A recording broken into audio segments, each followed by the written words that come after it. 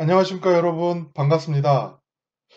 오늘은 친환경 축산물 소비와 사업적 접근에 대해서 한번 살펴볼까 합니다. 우리가 친환경 그러면 어떤 느낌이 드시나요? 좀 호감이 생기나요? 아니면 아우 저거 별로야 이런 느낌을 가지시게 되나요? 전자겠죠? 친환경 그럼 왠지 그럴듯한 좀 더 괜찮은 좋은 느낌이 들잖아요. 근데 왠지 이거와 축산물 간의 관계에 있어서는 왠지 조금 어긋나인 듯한 느낌이 들기도 하죠. 그 부분을 한번 같이 고민해 보려고 합니다. 단적으로 얘기하면 채식과 육식을 얘기하는 건데요.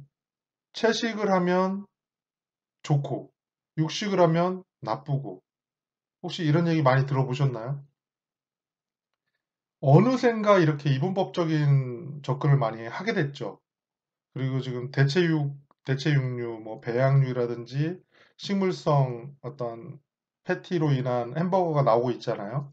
그런 거로 볼 때 우리가 흔히 얘기할 땐 가짜고기라고 표현하죠. 인조고기라는 말도 쓰고 고기는 아닌데 고기 형태의 질감을 가졌다라고 표현하는 거죠. 이런 것들이 나오면서 도대체가 친환경이 추구하는 부분에서 축사는 왜 안티가 됐는지 아니면 그런 인식을 갖고 있는 것이 잘못인지 우리 스스로 한번 짚어볼 필요가 있을 것 같아요.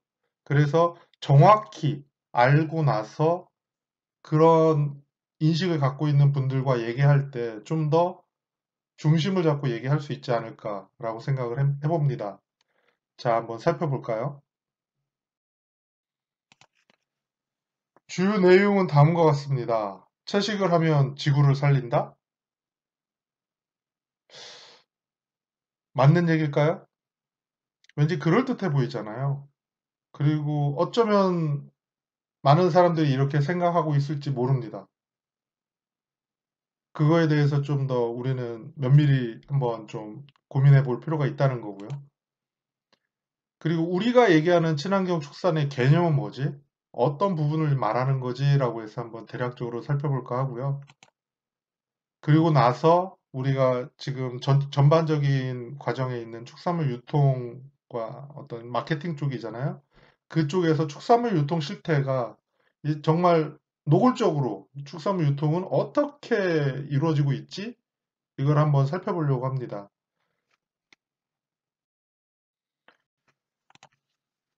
자, 채식을 하면 지구를 살린다?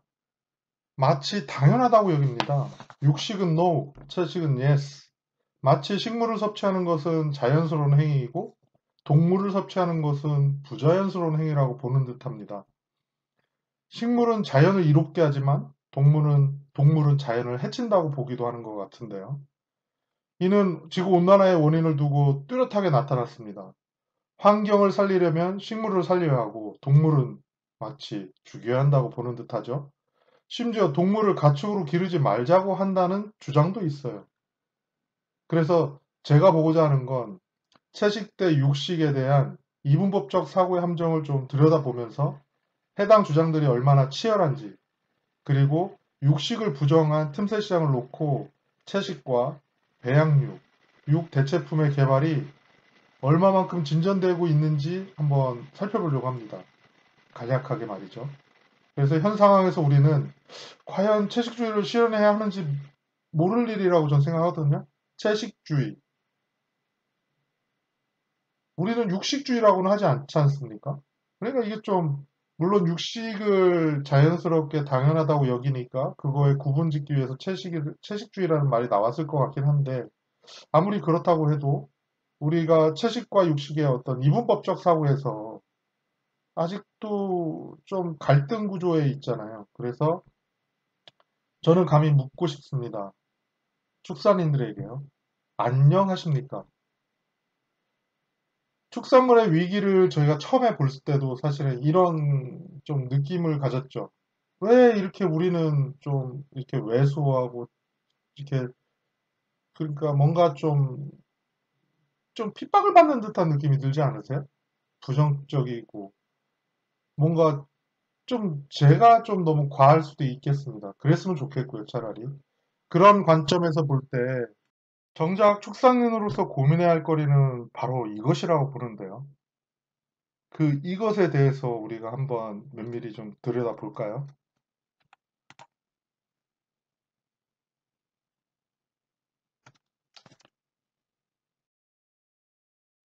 먼저 채식을 하면 지구를 살린다 쪽의 주장입니다. 제가 쓴 칼럼을 한번 좀 읽어보겠습니다. 밥맛이 없다며 즐겨 찾는 짜장면, 햄버거, 스파게티. 예전에는 우리 음식 문화에 없던 음식이었는데 하루에 쌀밥을 먹는 일은 평균 잡아서 한 끼를 넘지 않은 사람도 많아졌습니다. 혼밥족이란 말이 어색하지 않은 만큼 1인 가족이 증가했으며 편의점이 슈퍼마켓인지 음식점인지 헷갈리기 일쑤입니다. 라면, 빵, 국수 등의 인스턴트 식품이나 육류 소비가 감소량만큼 증가했습니다. 또한 바쁜 일상생활로 인해 운동은 덜하고 고지방의 육류를 많이 섭취하는 식습관의 변화 때문에 성인병이나 이에 따른 각종 질병이 큰 문제가 되고 있습니다. 그래서 이를 극복하기 위해 웰빙과 채식이 그 대안으로 떠오르고 있습니다. 육류 소비의 증가는 우리나라에 국한된 문제가 아닙니다. 유럽이나 미국 등은 말할 것도 없고 쌀을 위주로 음식을 섭취했던 아시아까지도 육류 소비는 빠른 속도로 증가하고 있습니다. 가축 수가 늘어나게 되면 물 소비량도 증가하고 그에 따른 에너지 소비도 늘어나게 됩니다. 쌀 1kg 생산을 위해 물 3,000리터가 필요한 데 비해 쇠고기는 1kg을 생산하기 위해 15,500리터가 필요하다고 하니 그 양은 어마어마합니다. 주 사료인 곡물의 사용량도 증가했으며 지구에서 재배되는 곡물의 3분의 1이 축산용으로 쓰이는데 쇠고기 1kg을 얻기 위해서는 사료가 10kg이 필요하므로 쇠고기 소비량 증가에 비해 사료의 사용량은 기하급수적으로 늘어납니다. 문제는 이런 축산에 막대한 사료가 쓰인다는 점뿐만 아니라 다량의 이산화탄소도 배출된다는 점입니다. 축산은 세계 온실가스 배출량의 18%를 차지하는데 특히 메탄가스 발생량의 37%가 축산에서 나옵니다. 메탄가스는 이산화탄소보다 온실가스에 미치는 영향이 23배나 크다고 하니 더욱 치명적입니다. 가축 분뇨 문제도 심각해집니다. 가축들이 내놓는 엄청난 양의 분뇨는 고체와 액체가 섞여 있기 때문에 저장이 어렵고 유기물이 발효되면서 악취를 풍깁니다. 가축의 분뇨를 퇴비로 처리하기도 하지만 하수 처리하거나 바다에 버리는 경우도 많았습니다. 우리는 더 건강하고 아름답게 삶을 살아가기 위해서도 지나친 육류 섭취는 줄여야 합니다. 무조건 고기를 먹지 말자는 것이 아니라 일주일에 하루 정도는 지구를 생각하며 육류 섭취를 자제해 봅시다. 이렇게 함으로써 우리는 우리도 지키고 지구도 지킬 수 있을 것입니다. 어떠십니까? 아주 그럴듯하죠? 그런 내용들을 발췌해서 제가 문맥에 맞게 이제 정리를 해봤던 글인데요. 그렇죠. 지구를 무척 생각하는 듯한 내용이 많이 나오죠. 자, 그렇다면 채식이 지구를 구한다? 글쎄? 라는 쪽의 주장을 한번 살펴보겠습니다. 이 또한 제가 한번 정리를 해본 건데요.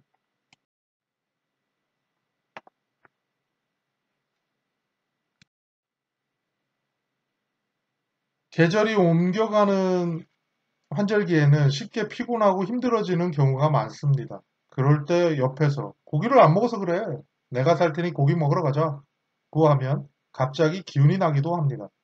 그런데 요즘은 이런저런 이유로 채식을 하는 사람들이 늘면서 함께 식사를 하는 자리가 생기더라도 채식하는 사람들의 눈치를 보는 경우가 많아지고 있습니다. 환경단체 등에서 육식이 지구온난화의 원인이라고 주장하고 있지만 육식 위주의 식사라는 미국인들 전체가 완벽한 채식주의자가 되더라도 지구온난화를 줄이는 효과는 높지 않다는 연구 결과가 발표됐습니다.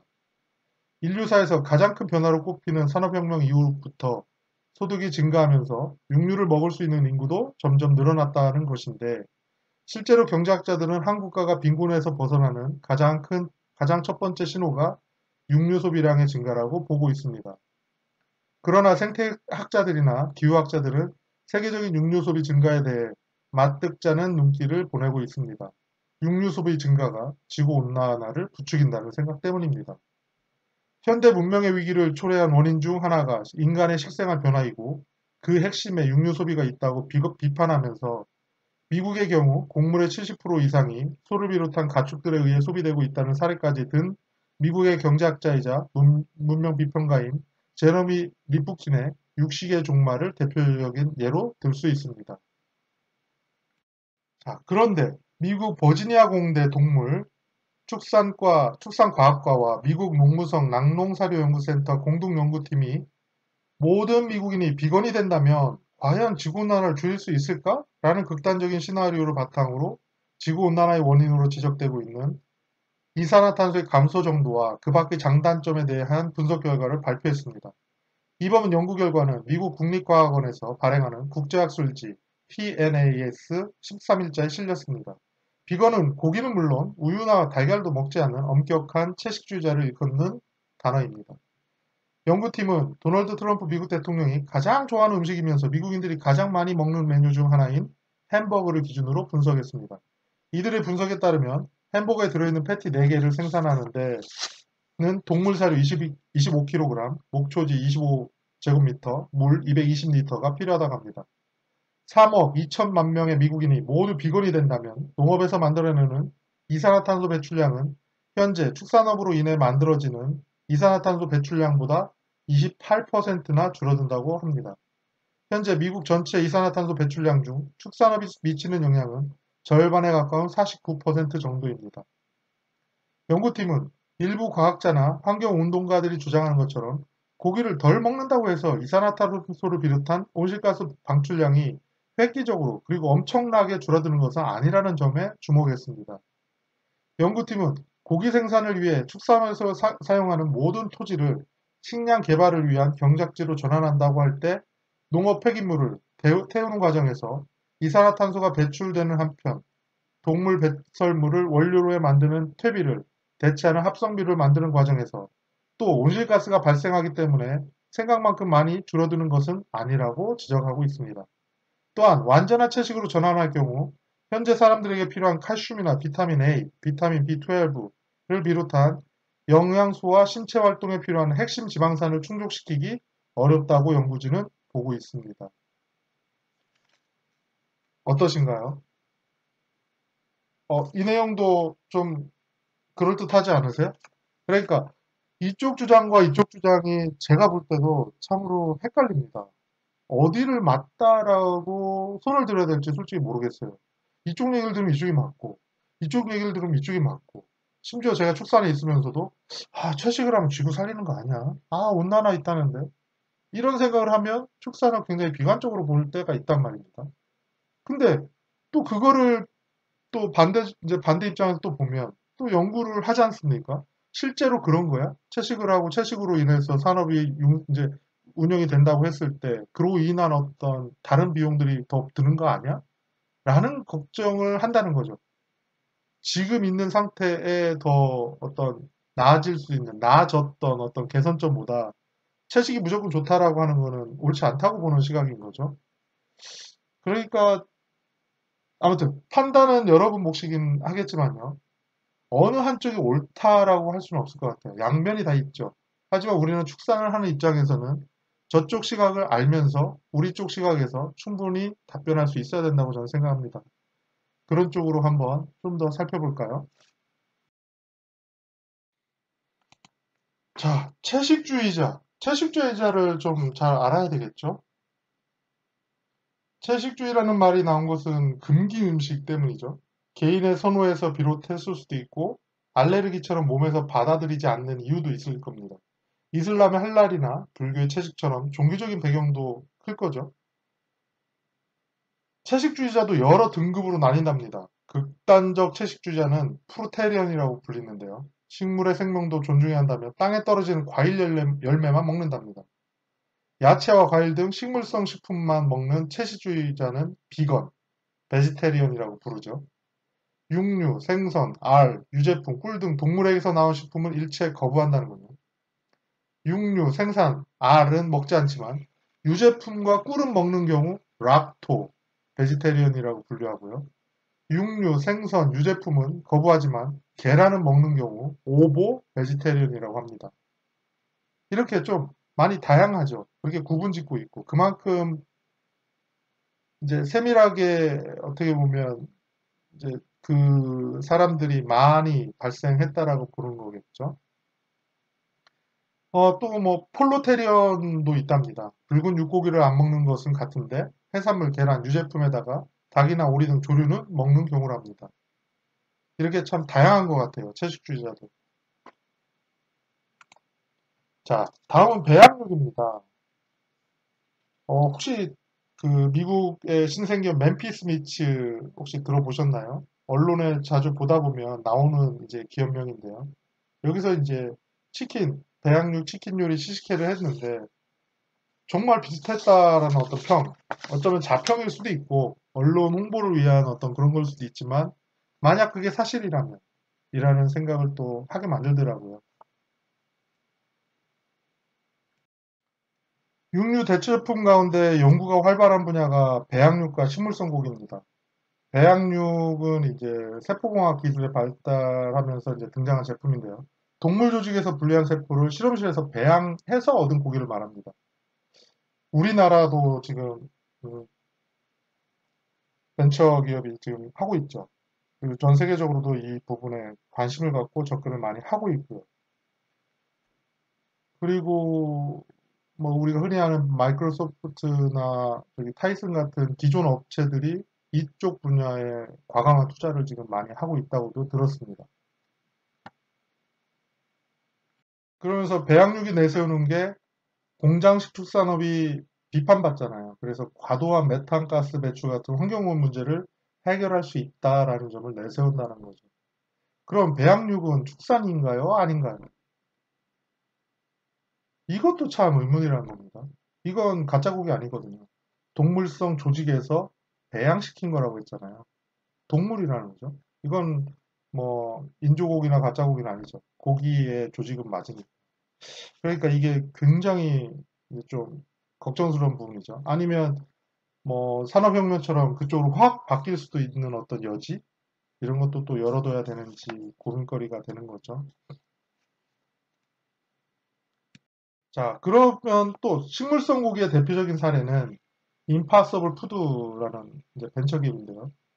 이 또한 좀 언론 이제 뉴스를 스크랩해보면 금방 나옵니다. 왜냐하면 임파서블 푸드에서 만든 그것이 오뚜기라는 어떤 이름으로 들어와서 지금 햄버거 시장에 이미 우리가 접할 수 있다라고 알고 있거든요. 뭐 여기서 내세우는 거는 그런 거죠. 식물성 고기라는 이점으로 동물이 갖고 있는 어떤 단점을 많이 부각을 시키겠죠. 콜레스테롤이나 포화지방산이 없다거나 뭐 그래서 심혈관계 질환의 예방에 도움이 된다. 뭐 이렇게. 아니면 식물이 갖고 있는 섬유질과 비타민, 미네랄이 풍부하다. 뭐 이런 식으로. 그리고 또 소화 시간이 고기보다 짧아 위와 장에 부담이 적다. 뭐 이런 걸 내세우고 있다는 거죠. 그리고 인류의 식량 부족 문제도 해결할 수 있답니다. 이런 식으로 내세운다는 거죠. 뭐 환경오염 문제도 내세울 수 있고요. 많은 부분을 내세우면서 기존 시장을 침투하기 위한 어떤 계속 할 거라는 거죠. 특히 코로나19로 인한 어떤 이런 상황에서는 이 부분이 많이 파고들었다고 알고 있습니다. 왜냐하면 미국에서 큰 거대한 공장이 멈췄잖아요. 질병에 걸려서. 그 순간 육류 공급이 차질이 오니까 고민스러운 거죠. 언제 키우지? 그리고 언제 이동시키면서 그걸 안전을 담보할 수 있나? 이런 의문이 들었다는 겁니다. 그러니까 기존 우리 축산에서도 그거에 대한 대안을 제시를 해야 될 거라고 저는 생각을 합니다. 자, 그리고 동물은 고기가 아니다. 이 내용은 앞에서 봤죠? 그 내용을 참고하면 좋을 것 같습니다. 자, 그리고 끝날 것 같지 않은 논쟁, 그 이후라는 주제인데요. 그러니까 고기를 먹으면 수명을 갉아먹는다. 참 그 말, 그리고 뭐 동물은 고기가 아니다. 그리고 또 어떤 방송을 보면 또 먹방이나 쿡방이 유행하면서 이제 SNS나 TV, 뭐 유튜브, 뭐 고기 맛은 내가 좀 알지 하는 전문가들이 엄청 넘쳐나지 않습니까? 그러면서 거기에서 나오는 어떤 멘트, 말들이 정말 정확한 사실인가? 아니면 저건 좀 아닌데 라는 거를 좀 들어보신 적은 없나요?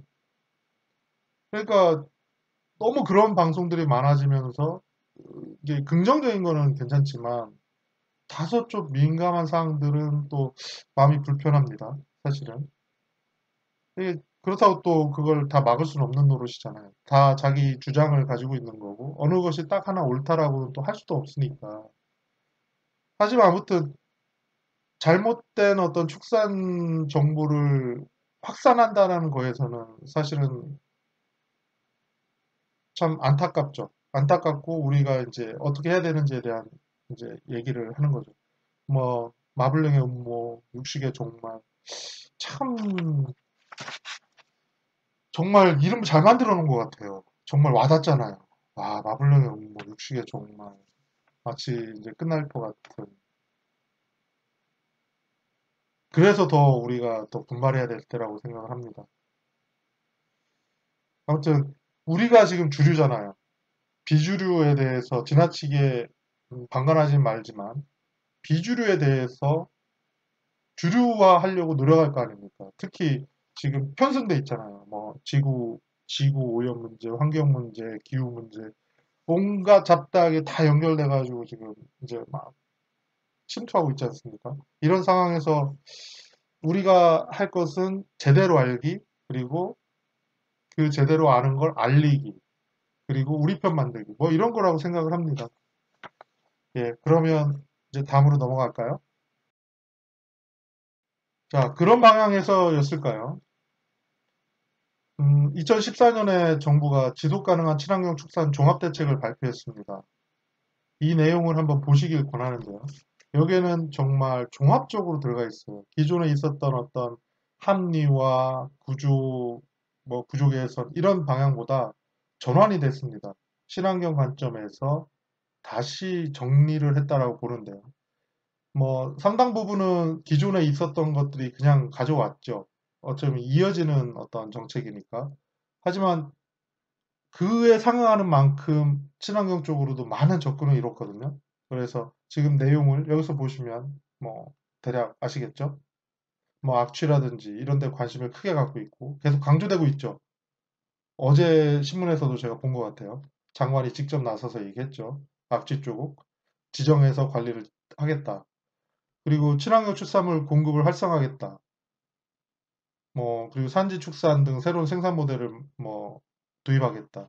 네, 많은 부분들이 지금 추진되고 있고 알게 모르게 우리 주변에서 지금 벌어지고 있는 내용들입니다. 자, 그렇다면 축산의 역할. 자, 축산은 대표적으로 평균 시장과 평균 수명을 올렸다라고 보통 얘기하잖아요. 아마 월등한 지금 데이터로 비교한다면 더 월등히 올라갔을 겁니다. 그리고 축산의 역할이 뭐 우리에게 필요한 단백질을 공급한다는 게 가장 대표적인 거잖아요. 그로 인해서 지금 평균 신장도 올라갔다고 말씀드린 거고. 그리고 기존 경종농업의 어떤 유휴, 그러니까 놀리는 걸 재활용할 수 있는 어떤 부분들, 자원의 재활용이죠. 그리고 또 농산물의 부산물을 활용했지 않습니까? 그런 부분들. 그리고 또 가축으로 인한 부산물과 분유를 또 이용해서 지력을 또 증진시키고 지금은 이제 또 관광, 레저 뭐 이런 쪽과 연계하면서 휴양지 역할도 하고 있고 이런 개념들을 물론 축산만 그걸 한다라고 볼 수는 없겠지만 축산이 대표적으로 단백질을 공급해서 우리의 수명과 신장을 높였다라는 거는 누구도 부인하지 않을 겁니다. 근데 마치 다 컸다라는 듯이 이제는 풀만 먹어도 돼. 이거는 아니겠죠. 물론 극단적인 분들도 있겠지만 아직 아닌 분들도 많이 있으니까 그러니까 이제 이런 얘기를 하고 있는 건데요. 그래서 근데 여기서 우리가 좀 생각해야 될 건 물론 현실성을 생각해야 되겠죠. 우리가 정말 친환경 축산을 원하는가 되돌아봐야 된다고 생각을 합니다. 그러니까 내가 지금 뭐 돼지 키우기 바빠 죽겠는데 아니면 뭐 돼지고기 팔기 바쁜데 나 먹고 살기 힘든데 이런 생각 속에 이제 만약에 시장이 돼 있다면 친환경 축사는 사실은 누군가의 어떤 메아리밖에 안 되잖아요. 그러니까 우리가 앞으로를 생각한다면, 앞으로의 축산의 미래를 생각한다면 가야 될 길이라고 우리는 다 인정을 했다고 저는 생각하거든요. 이미 과거에. 그걸 정리한 게 2014년이었고, 그렇다면 그쪽에 대해서 한 발 한 발 누군가는 노력해야 된다고 봅니다. 그 중에 하나가 어쩌면 동물복지고, 그 중에 하나가 친환경 축산이고, 깨끗한 농장이고, 이런 어떤 부분들이라고 저는 생각을 하거든요. 말의 표현만 달라질 뿐이지 결국 지향하는 건 같은 방향이잖아요. 그러니까 그런 쪽에 대해서 우리가 얼마만큼 절실한지 그 절실함을 좀 나타나고 드러나게 해야 될 거라고 저는 생각합니다. 그런 쪽에 대해서는 각자의 역할이라고 저는 생각하거든요. 물론 뭐 큰 주체로서의 패커나 어떤 대형 기업에게 기대하는 것도 있지만 그런 만큼 또 움직임이 둔할 수도 있잖아요. 그러니까 조그만 단위 조직들이 모여서 어떤 역할을 하나씩 해낼 때 그게 모이면 결국엔 바람이 되고 바람이 결국은 계속 불게 되면 문화가 되잖아요. 그런 쪽으로 우리가 좀 가야 되지 않나라고 생각을 해봅니다. 그런 부분에서 축산에 대한 소비자의 인식 변화가 많은 부분이 지금 일어나고 있잖아요. 악취, 그리고 뭐 정말 좋은 돼지야? 돼지 자체가 생산될 때 괜찮은 거야? 이런 의문들을 던지고 있다는 거죠. 하지만 지금 우리 농장을 오픈할 수 있나요? 오픈을 이렇게 개방하는 거에 대해서 흔쾌히 하실 분이 얼마나 있을까요? 지금 들으시는 분은 이제 공개에 대해서 오케이? 만약에 해주신다면 연락 주시면 제가 한번 소비자분들을 모시고 한번 방문해도 좋을 것 같은데요. 그런 만큼 좀 꽁꽁 싸매여 있죠. 그러니까 좀 우리가 좀 나타내야 된 거라고 생각합니다. 그런 쪽에서 떳떳함이 나올 것 같고 하나하나 그런 노력들을 좀 해주셨으면 좋겠습니다.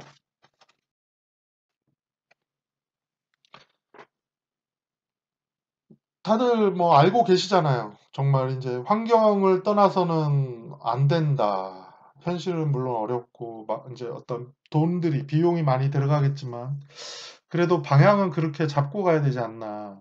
단연간의 어떤 뭐 오래 안 된다면 내가 3년 안에는 좋아. 환경을 충분히 이렇게 고려해서 이렇게 하겠다라는 부분으로 좀 접근을 해와도 좋지 않을까. 어쩌면 소비의 정체와 이 치열한 경쟁, 그리고 품질면을 얘기할 때 농장의 환경 수준을 얘기할 수도 있죠. 지금 등급제에서는 환경이나 친환경이든 환경이든 어떤 사육에 대한 그런 요소를 이제 감안하지 않잖아요. 하지만 만약 소비자의 요구가 아, 나 돼지가 어떻게 크는지, 그 돼지가 정말 환경적으로 문제가 없어? 내가 볼 때 별 5개를 줄 수 있을 만큼 환경이 좋게 자란 돼지고기를 먹고 싶어. 라고 요구를 한다면 그걸 또 보여줄 어떤 이제 요구가 생긴 거 아닙니까? 니즈에 대한 이제 반응을 해야 되니까요. 그렇다면 또 다시 내려갈 수 있다라는 거죠. 그런 논의가 이미 시작이 된 거고, 하나씩 하나씩 전환이 돼야 되는 방향에 있어서 친환경적인 요소들은 많이 들어갈 수밖에 없겠죠. 물론 당장은 어렵겠지만 하나씩 하나씩이라는 거죠. 그 방향에서 여러분들도 관심을 갖고 하나씩 하나씩 개선해 나가야 된다라고 생각을 해봅니다. 제가 뭐 지인에게서 얻은 슬라이드 몇 장 지금 보여드리고 있는데요. 예, 뭐 이런 문제들이 많죠. 뭐 가축을 찍어낸다, 공장이다, 뭐 면적이 작다, 그렇죠. 이런 것들은 참 불만들에 대한 얘기들이고, 없다고는 못하고, 또 다 그렇다라고도 할 수 없는, 그렇지만 또 무시하기는 어려운, 참 어려운 문제 같습니다. 예, 그걸 이제 한번 나타내면 이렇죠. 유기농을 해야 되는 방향에 대해서 다양한 문제들, 그리고 이 유기농, 친환경, 어떤 이런 이제 방향으로 갈 때 지금 나타내 있는 문제들은 키워드가 지금 다 이렇게 됐죠.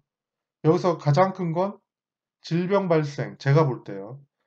질병 발생으로 인한 이 위기 긴장감이 가장 크다고 저는 생각합니다. 밀집 사육이야 지금 전에부터 해왔죠. 그렇지만 이거는 뭐 어쩌면 알고도 모른 척, 그리고 나아지겠지라는 기대감으로 가지고 있었다면 환경오염도 사실은 당장의 문제는 아니었다라고 인식을 했잖아요. 항생제 과다 사용은 충분히 제도적으로 컨트롤할 수 있다라고 생각을 했고, 친환경 요구가 뭐 어제의 일이 아니잖아요. 이미 뭐 10년, 20년 된 것 같아요. 솔직히 말씀드리면. 친환경 말이 나왔던 것이. 근데 질병은 정말 큰 거잖아요. 코로나19로 인해 저희가 이제 삶의 제약을 받음으로 인해서 느낀 건 정말 어마어마하다고 저는 생각하거든요. 다른 것들은 조금 더 더디게 가거나 봐줄 수 있어도 삶은, 본인 삶이 그렇게 제약을 받을 수 있다라는 순간 이미 다른 사안이 돼버렸잖아요. 그러니까 이제 다른 것들도 확산이 돼버린다는 거죠. 항생제, 약은 괜찮은 거야? 뭐 환경 오염 괜찮아? 이렇게 질병이 발생한 원인을 또 추적하게 되고, 원인을 추적하다 보면 기존에 있었던 어떤 근본적인 어떤 문제들에 대해서 들춰보게 되고, 그럼 그걸 개선하라고 요구한다는 거죠. 이런 방향으로 갈 수밖에 없다라고 저는 생각을 합니다. 네, 친환경 축산의 그래서 개념은 이렇게 정리하더라고요. 수질, 토양, 대기 오염을 방지해 환경을 보존하고, 뭐 자연 생태계를 유지 보존하고, 동물복지 등을 통한 자연 치유력 회복 등으로 가축의 건강한 상태를 유지하고, 주변 자연과의 조화로 농촌의 경관을 유지함으로써 지속적인 재생산을 가능케 하는 축산업이다. 다 포괄하고 있네요. 정말. 근데 앞에 살펴본 것처럼 문제에 대한 접근이 훨씬 더 치명적으로 올 거겠죠. 이건 나아가는 방향이기 때문에. 그렇죠. 그렇다면 그 문제에 대해서 언젠가 터질 일이기 때문에 지금 뭐 오늘 당장 고쳐야 되는 건 아니겠지만 가급적 가능한 빠른 시일 내에 대두된 문제점들은 빠르게 개선해야 되는 것이 나중에 한순간에 영업 중단 뭐 이렇게 할 수도 있는 거 아닙니까? 그게 사회적인 요구라고 할 때는 크죠. 그렇죠? 그러니까 지금 아프리카 돼지열병으로 저쪽 민통성 근처는 사육을 못 하고 있잖아요. 이걸 그분들은 막 발을 동동 굴러도 사회적인 요구나 공감대가 어쩌면 그걸 용인하고 있잖아요. 이렇게 될 수 있다라는 거죠. 어느 순간에. 그래서 좀 더 위기의식을 가지고 하나씩 하나씩 할 수 있는 것만큼씩 계획을 세워서 개선해 나갔으면 좋겠다. 다시 한번 말씀을 드립니다. 자, 그러면 우리 이제 뭐 이제까지 살펴본 뭐 친환경 축산에 대한 어떤 방향성, 그리고 위기의식을 갖고 이전 시간에는 유통의 개념, 유통 경로, 그리고 우리가 어떻게 봐야 되는지에 대한 내용, 그리고 유통 경로를 요구되는 어떤 그러니까 축산물 시장이나 로컬 푸드, 아니면 패커, 이런 어떤 변화상에 있는 주체들을 중심으로 한번 유통을 또 새롭게 그려봐야 된다. 그래서 그쪽에 주류를 형성하는 그쪽으로 빠르게 편입할 필요가 있다. 편승할 필요가 있다. 라고 말씀을 드렸잖아요. 그러니까 그런 방향에서 지금 축산물 유통이 어떻게 돌아가는 건지 이제 실질적인 내용을 중심으로 한번 살펴보려고 합니다. 본 내용은 축산물 품질평가원이 발간한 2019년도 축산물 유통 실태에 있는 내용을 발췌한 겁니다. 자, 다음은 돼지고기 유통 흐름들입니다. 생산 및 출하 단계, 도매, 소매 단계. 이렇게 간략하게 보면 이렇게 구분이 되죠. 하지만 우리가 접하는 거는 이렇게 나눠볼 수도 있잖아요. 경매를 출하하면 경매를 받은 중도매인들이 식유 포장 처리업을 경업하거나 아니면 그쪽에 넘기겠죠. 그럼 식유 포장 처리 업체는 바로 다시 음식점이나 정육점에 슈퍼마켓에 납품을 하고 또 거기에서 소비자가 가는 이런 구조. 1, 2, 3, 4, 4단계 정도 되나요? 그리고 대부분에는 계약 관계잖아요. 농가와 식품포장처업체 간에 이제 뭐 기본 1년 이상의 계약 관계에 의해서 바로 식육포장처리업체가 가져가는 거죠. 도축장에서는 이제 임도축만 해주고 물건을 받아서 식육포장처리업체가 일반 음식점 그리고 슈퍼, 정육점에 판매하는, 그렇죠. 그리고 대형마트에 납품하는, 이런 식으로 지금 일어나고 있는 거죠. 그러니까 대부분의 구조는 지금 이렇게 가죠. 그런데 이런 흐름 중에 이제 각 단계별로 비용들이 발생하는 거잖아요. 그러니까 유통 비용은 세 가지가 있댔잖아요. 직접비, 간접비, 이윤. 그러니까 운송에 따른 거는 직접비에 포함이 되는 거고 직접적으로 소요되는 비용이라고 생각하시면 되고요. 뭐 식육포장체업체를 운영하는데 이제 인건비라든지 이 공장을 이제 가동하는 데 들어가는 이런 전기나 이런 비용들은 간접비, 이렇게 그냥 쉽게 생각하시면 되고요. 그런 비용들이 발생하잖아요. 그런 비용들이 얼마가 발생하는지에 따라서 생산자가 가져가는 그게, 그러니까 농가 수치 가격이라고 표현하는 거고 농가가 수치 가져갔다라는 얘기잖아요. 그리고 나머지가 유통에서 발생하는 비용이구나. 소비자가 지불하는 가격에서 생산자 수치 가격의 차이, 그 가운데 토막이 유통 비용이라고 보는 거죠. 거기 안엔 직접비, 간접비, 이윤이 있는 거고 그 비용이 실제 보니까 이렇게 발생하더라. 각 단계별로. 그렇게 이해를 하면 좋을 것 같습니다.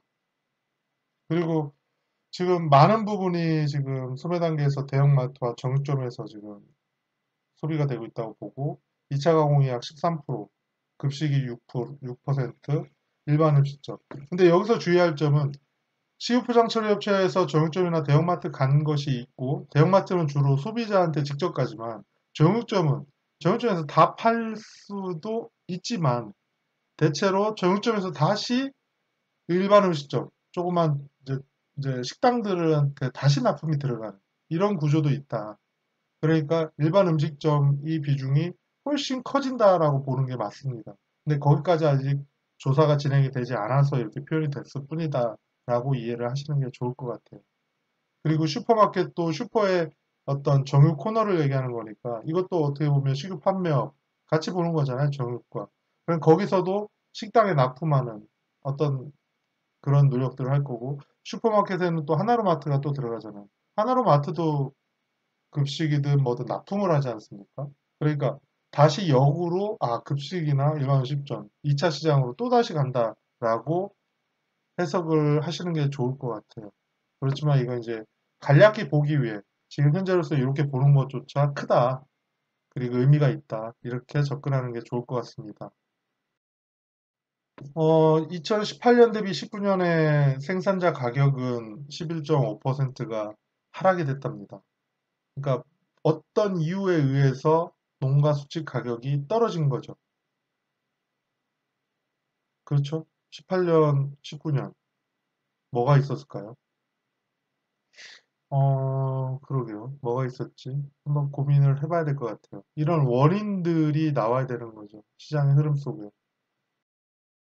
자, 도매 가격은 어떻게 됐냐? 농가 수치 가격이 떨어졌고 그 도매 가격, 그러니까 우리가 경락 가격을 중심으로 거래가 일어나잖아요. 기준 가격으로서.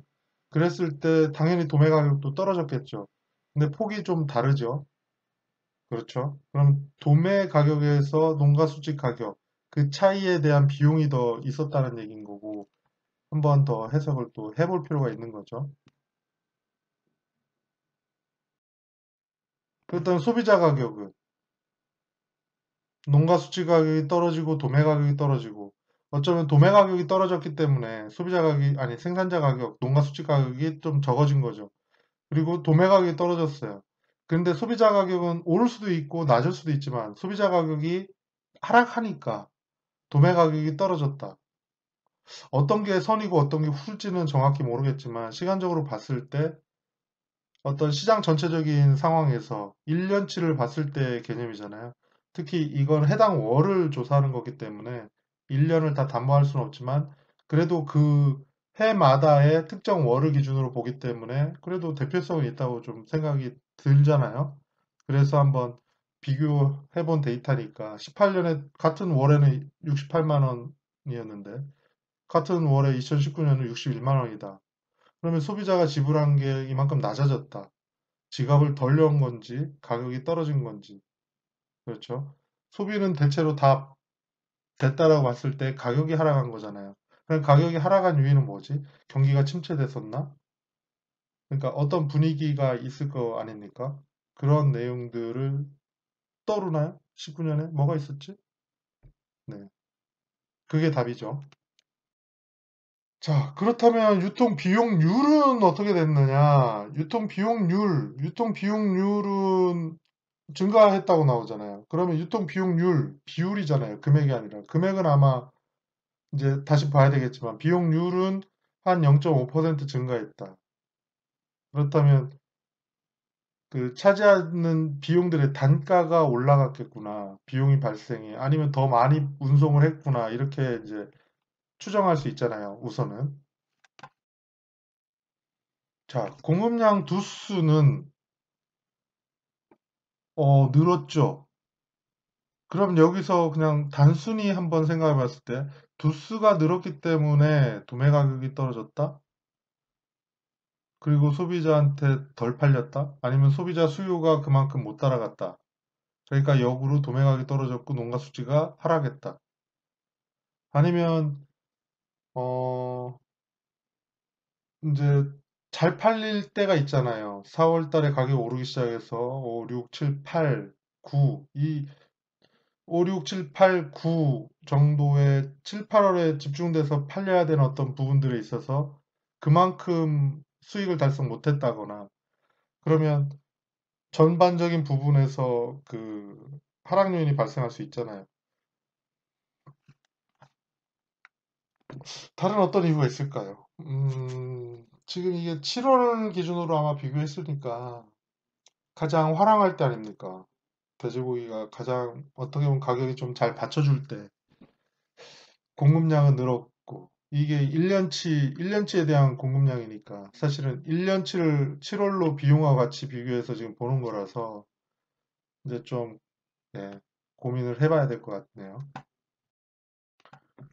자, 이거는 한 장에 다 표현한 거네요. 자, 2017년, 18년, 19년에 대해서 각 분기별로 유통 비용률을 본 거고 소매 가격을 본 거죠. 소매 가격에서 유통 비용이 차지하는 것. 그러니까 그러니까 소매 가격이 67만 원인데 2017년 1분기 얘기입니다. 그러면 유통 비용이 26만 원이에요. 그러면 그게 비율이 한 40% 정도 된다라고 보는 거잖아요. 나머지 농가가 가져간 거니까. 자, 그러면 대부분은 일단 농가가 가져가는 거고 생산비나 어떤 그런 비용에 그것도 비용이긴 하겠지만요. 자, 유통에서 발생하는 비용이 그렇죠. 그러니까 유통 비용이 이제 소매 가격이 만약에 늘었어요. 2분기에 76만 원으로 올라갔잖아요. 3분기에 77만 원 올라갔고. 그러면 비용은 당연히 급변하진 않고 비용은 어느 정도는 고정돼 있잖아요. 특별히 더 이제 더 발생할 수 있는 이제 한계는 있으니까. 그러니까 비용률은 줄잖아요. 그죠? 그리고 2018년을 보더라도 마찬가지 경우로 나왔잖아요. 그러니까 소매 가격이 커지면 커질수록 그리고 2분기, 3분기, 7월, 8월, 9월 이때 피크를 친다는 거 아닙니까? 대체로 매해. 그러니까 이때 이제 비용률은 작죠. 작게 나오는데 이제 돼지 출하가 좀 많이 몰리고 그럴 때 비용률은 오히려 이제 똑같이 들어가는데 이제 소매 가격이 이제 공급이 많아지고 소비가 좀 더 그렇죠. 소비 이제 많아지니까 가격은 좀 조금 하락했다라고 보는 게 맞을 것 같네요. 그렇게 되면은 네, 비용률은 올라가고 이런 관계를 형성하고 있습니다. 자, 유통 단계별 가격인데요. 왼쪽에 보시면 생산 단계, 도매 단계, 소매 단계 이렇게 크게 나눴고 생산 단계는 경매와 직매. 경매는 이제 도매시장 공판장에 우리가 출하를 했을 때 얘기입니다.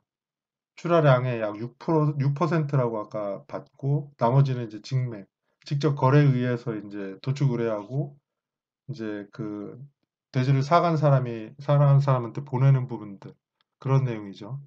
그 도매는 식유 포장처리 업체에서 파는, 이제 파는 가격, 그렇죠? 그러니까 이제 소매 단계 넘기는 가격이죠. 그러니까 한 마리 분에 대한 얘기잖아요, 지금은. 그러면 생산자에게 2018년에는 38만 원어치를 줬다는 겁니다. 경매든 직매든 그 가중치 평균이라는 건 경매 6%, 뭐 직매 뭐 나머지 비율을 가지고 양적으로 가격을 곱한 거죠. 그래서 평균 내린 건데 38만 원. 그리고 식유 포장체 업체가 50만 원 정도의 이제 유통비용과 인건비나 이런 간접비들을 다 주고 50만 원 정도. 그랬을 때 소매 단계에서는 백화점은 100만 원이 넘죠. 더블 치네요. 물론 희소 가치고 브랜드니까. 그렇죠. 그 품격을 파는 거잖아요. 백화점에서는. 소량, 고품질을. 그렇죠. 대형마트는 다량, 이제 품질 좋은 것들, 그렇죠. 그렇게 1등급 이상만 이제 거래된다고 제가 알고 있는데, 아무튼 그러기 위해서는 당연히 비용이 어느 정도, 아니 가격이 어느 정도 높을 수밖에 없죠. 그래서 72만 원. 그럼 여기에 매장을 돌리고 이제 그래도 주 수익원으로 저는 알고 있거든요. 대형마트에서 수익을 내는 품목 중에 하나가 축산이다라고 알고 있고 72만 원 정도. 한 마리 분이라고 생각을 하시면 좋습니다. 그러니까 삼겹이나 목살 이것만 아니라 앞다리, 뒷다리 더 다른 부위들도 다 합친 가격이죠. 72만 원. 그리고 SSM이 79만 원. 굉장히 높게 나왔죠. 이거는 아마 이제 소포장을 했기 때문에 단가가 점점 더 세밀해지는 거죠. 높아진다는 거죠. 잘라 팔수록 가격이 올라가는 거잖아요. 거기에 따른 포장비도 더 들고, 그러니까 지육을 식유 포장처 업체가 만약에 지육을 가져왔잖아요. 그러면 소비자가 식유 포장처 업체한테나 정육점한테 지육 한 마리를 사서 동네 잔치를 하면 50만 원이면 되는 거죠. 그렇죠? 그렇지만 우리는 대형마트 가서 내가 원하는 것만 사잖아요. 뭐 삼겹살만 샀다. 그러면은 나머지 부위는 어떻게 하지? 그러면서 가격이라는 게 퍼지잖아요. 한 마리 분에서. 그러면 나는 삼겹살만 가져왔어. 그럼 나머지 한 마리에 대한 부분은 가격을 반영을 시켜줘야 되니까 삼겹살의 그 가격이 전가가 되잖아요. 그러니까 높은 가격에 가져올 수밖에 없는 거죠. 삼겹살만 가져오니까 어쩔 수 없는 거죠. 그러니까 가격들이 올라가는 거죠. 50만 원짜리가 이제 가격 부위별로 차이가 있으니까. 왜냐면 최소한 50만 원 받아야 되는 거고. 왜냐면 마트에서는 인건비 사람이 이제 썰기도 하고 판매도 하고 안내도 하고 점포 그 유지 이런 것들이 다 비용이잖아요. 그런 비용들을 이제 상쇄시키려면 그만한 가격으로 팔아야 되니까 이렇게 형성이 되는 건 맞는데 그 차이를 보면 재밌죠. 하나로마트가 67만 원 정도. 백화점을 빼면 SSM이 가장 높고 하나로마트, 이제 대형마트, 하나로마트, 일반 슈퍼, 그리고 정육점. 그러니까 가격 메리트만 보면 정육점이 좋죠. 그리고 이 조사 기준이 아마 1 플러스 등급에, 아니 1등급에 준할 건데요. 아무튼 뭐 이게 그러니까 품질 수준은 좀 돼지고기에서는 품질 수준을 조금 뭐라고 할까요? 이 같은 1등급에 대해서도 어디에서 어떻게 파느냐에 따라서 그 어떤 브랜드 가치들이 다 반영이 됐다라고 보는 게 맞을 것 같아요. 그래서 동네 정육점에서 사는 게 사실은 비용적인 면에서는 저렴하죠. 어쩌면 로컬 푸드가 가장 쌀 수도 있지만 한번 비교를 해보시면 또 대번에 알잖아요. 근데 그 차이가 또 극미하고 어쩌면 우리는 서비스 흔히 우리 동네에 가더라도 뭐 파채를 그냥 준다거나 이런 서비스 때문에 거길 더 가기도 하잖아요.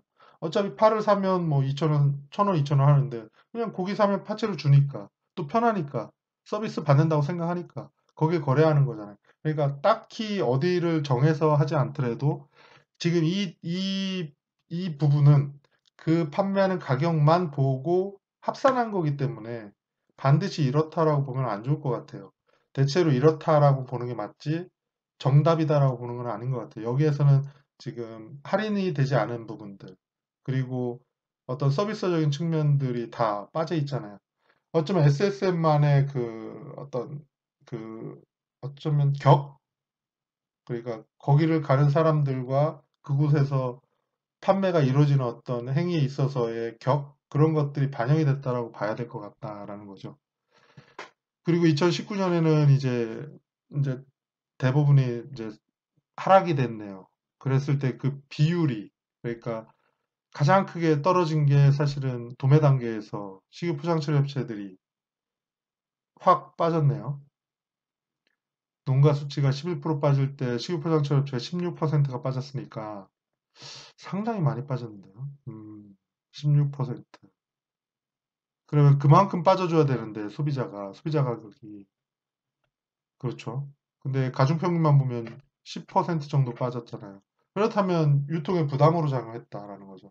그러니까 7월 달에 대한 기준이라면 만약에 그리고 상반기 하반기에 평균값에 했을 때 이 조사 가격의 기준 월이 어디냐에 따라 좀 다르긴 하겠지만 정말 이제 7월이나 8월, 9월 달에 주로 조사가 되었다면 그때에는 유통에서는 그러니까 가격도 높은 걸 주고 와서 높은 가격에 팔 수는 없었을 거 아니에요. 어느 정도 한계가 있잖아요. 소비자가 지불하는 가격은 거의 한계가 있잖아요.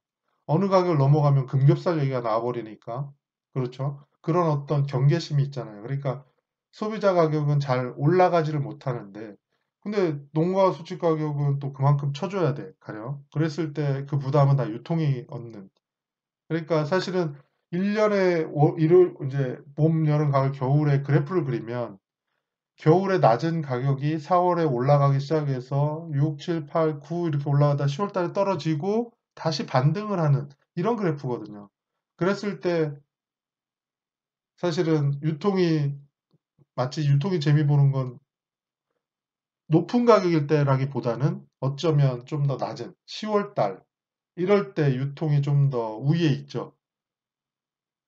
왜냐하면 대체로 가격이 주저앉았을 때 유통에서 부담이 그만큼 적고 소비자 가격도 많이 떨어졌고 그런 그래프도 제가 어딘가 한번 보여드린 것 같긴 한데 예, 그렇습니다. 그래서 가격에 만약에 증감이 있다면 높은 고점에서는 사실 유통은 부담으로 오죠. 특히 지금 코로나19로 인해서 만약에 급식 오늘도 이제 급식하는 어떤 포장처리 업체 갔는데 그 총량에 맞추다 보면 사실은 삼겹살을 요구를 많이 한다는 거예요, 가령. 그러면 삼겹살의 가격이 지금 굉장히 높거든요. 그렇다면 어쩌면 손해를 보고 낼 수밖에 없는. 이렇게. 그렇지만 거래를 위해서는 지금은 가져가야 되죠. 그러다가 어느 정도 가격이 좀 떨어지고 삼겹살 가격이 또 떨어졌을 때는 부담 없잖아요. 그때는 이제 충분히 이제 이윤을 내는. 이렇게 유통이라는 거는 어쩌면 완충작용이라고 저는 생각을 합니다. 높게 형성됐을 때는 좀 부담을 안더라도 그냥 주고, 그렇죠. 팔아줘야 되니까, 그렇죠. 거래가 일어나야 되고, 먹으니까요. 그리고 좀 가격이 전반적으로 좀 하락이 됐을 때는 꾸준한 수요에 의해서 제가 주는 가격에서 이윤을 좀 더 창출하고, 이런 일련의 패턴이 계속 돌아간다라고 보는 게 좋을 것 같습니다. 자, 돼지고기 유통 비율만 보면 이렇게 됩니다. 이제 작은 것이 경매출하네요. 단적으로 보이잖아요. 경매출하가 2016년 9.2%에서 점점 줄어서 6.6%. 경매출하가 줄어드는 원인은 뭐냐? 우린 다 알죠. 식유 포장 처리 업체와 농가 간의 직접 거래가 비율이 늘어날수록 왜냐하면 농가 입장에서는 경매출하 하는 것보다는 장기 거래로 틀고 일주일에 한 번씩 내거나 한 달에 두 번에 내거나 아무튼 출하를 안정적으로 하는 게 좋은 거잖아요. 돼지는 계속 생산되니까. 언제 경매다 내고 있습니까? 거래가 불확실한데. 어쩌면 경매 내는 조차, 그러니까 그러니까 그걸 신경을 써야 되는 거잖아요. 경매 시장의 어떤 동향을. 하지만 1년 단위 계약을 통해서 일정한 가격으로 우리가 하기로 해. 그렇게 정하면 사실은 그걸 신경 쓸 필요는 없죠. 합리적이라고 생각하면 그 가격을 놓고 나는 생산만 전념하면 되니까. 일원이 줄어들고 있는 거잖아요. 그래서 여기서 문제는 6.6% 안에는 어떤 돼지들이 들어갔을까요? 거래를 하면 좋은 돼지를 보내야 될 거 아니에요. 좋은 돼지를 안 보내면 페널티를 먹을 수 있고 신뢰를 깨지잖아요. 아니 뭐 이런 돼지를 보냈어요라고 할 수 있지 않습니까? 그러면 처지는 돼지는 어디로 가겠어요? 그렇죠. 경매장으로 갑니다. 실제 데이터를 봐도 경매장에 들어가는 2등급 비율이 월등히 높아요. 일반 그 경매 시장에 가지 않은 돼지의 비율보다. 일반 일반적으로 그러니까 돼지 전체의 2등급 비율은 가령 뭐 30% 정도라고 보면 경매 시장에 들어가는 거는 그거보다 좀 더 훨씬 높은 비율을 형성한다는 거죠. 처지는 돼지 받아주지 않으니까 경매 시장에 낼 수도 있잖아요. 그런 패턴이 보일 수 있잖아요. 그러니까 지금 경매 시장에 있는 가격이, 그리고 또 그게 가격을 형성한다. 참 그렇잖아요. 이게 좀 아이러니하면서, 그리고 또 그걸 기준으로 해서 일반적인 거래에 있어서 그 기준을 가격이 기준으로 삼아. 뭔가 좀 이상하지 않으세요? 이 문제는 도매시장 경매, 그러니까 경매시장, 그러니까 도매시장 경매 가격의 어떤 문제점과 개선 방안에서 논의를 좀 본격적으로 할 건데요. 아무튼 좀 문제가 좀 있어요. 많죠. 그러니까 예. 한번 그때 살펴보기로 하고 지금은 좀 넘어갈게요. 자, 이제 백화점, 대형마트 등 어떤 소매 단계 유통 이제 유형별에 따른 유통 비율을 본 겁니다. 뭐 얼마나 유통을 시켰는지, 증감을 했는지, 그렇죠? 그냥 참고하면 좋을 것 같아요. 말씀드렸듯이 이거는 1차적으로 여기서 받아낸 거다. 그러니까 식육포장실업체가 이쪽 소매 단계의 1차 접점지로 준 거다라고 보시고 여기에서 다시 진다. 그러니까 주고받는다. 그러면 그렇죠. 그럼 비율들이 또 변하겠죠. 이런 식으로 시장은 계속 변하는 어떤 유동적이다라고 보는 게 좋을 것 같습니다. 그러면 결국 급식이나 어떤 식당의 비율이 높아질 수밖에 없죠. 네, 돼지고기 유통 단계별 경로 및 비율입니다. 이 내용은 사실은 유통의 개념, 경로 할 때 좀 자세히 살펴봤잖아요. 도축장을 이렇게 1라인으로 표현할 수밖에 없는 이유, 경유지다, 물류다라고 표현을 했죠. 그렇지만 이제는 패커라는 어떤 주체가 이제 형성이 됐고 가동을 시작했잖아요. 그러니까 패커라는 것은 도축장과 식육포장지업체를 하나의 통합 형태로 보는 거. 그렇다면 제가 궁금하다고 말씀드렸잖아요. 그럼 패커가 얼마나 차지해서 유통을 하고 있지?